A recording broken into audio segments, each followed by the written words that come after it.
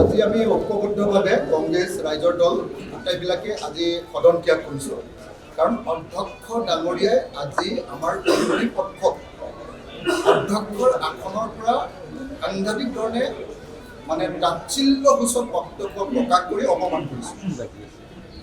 অধ্যক্ষ সদায় অধ্যক্ষ নিৰপেক্ষ, কোনে নিৰ্বাচনত বেয়া ফলাফল দেখুৱালে আৰু সেইটো আমি বেয়া ফলাফল দেখুওৱাৰ কাৰণটো বোলে আমি এনেকৈ বিধানসভাত বোলে প্ৰতিবাদ সাব্যস্ত কৰা মাত মতা এইটো কাৰণেহে বোলে বেয়া ফলাফল দেখুৱাব।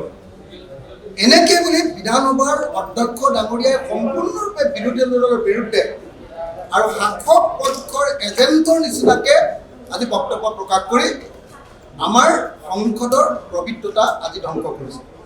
আৰু সেইকাৰণে মাননীয় অধ্যক্ষ ডাঙৰীয়াই আজি নিৰপেক্ষতা বাদ দি বিজেপি দলৰ এজেণ্টৰ নিচিনাকৈ বিজেপি দলৰ হৈ যি বক্তব্য প্ৰকাশ কৰিলে আমি তাক নিন্দা কৰি আটাইকেইটা বিৰোধী দলে আজি সভাস্থলী ত্যাগ কৰিছোঁ।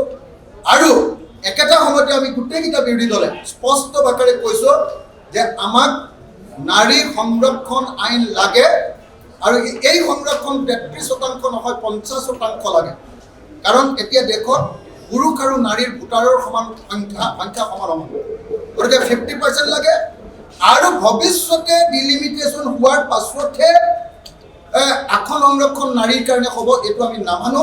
আজিৰ দিনটোৰ পৰাই বিধানসভা আৰু লোকসভাত নাৰীৰ আসন সংৰক্ষণৰ ব্যৱস্থা কৰিব লাগে বুলি, আৰু নেক্সট যিয়ে নিৰ্বাচন নহওক লাগিলে তাত 50% আসন মহিলাৰ কাৰণে সংৰক্ষণ কৰিব লাগে বুলি আজি আমি প্ৰস্তাৱ উত্থাপন কৰিছোঁ।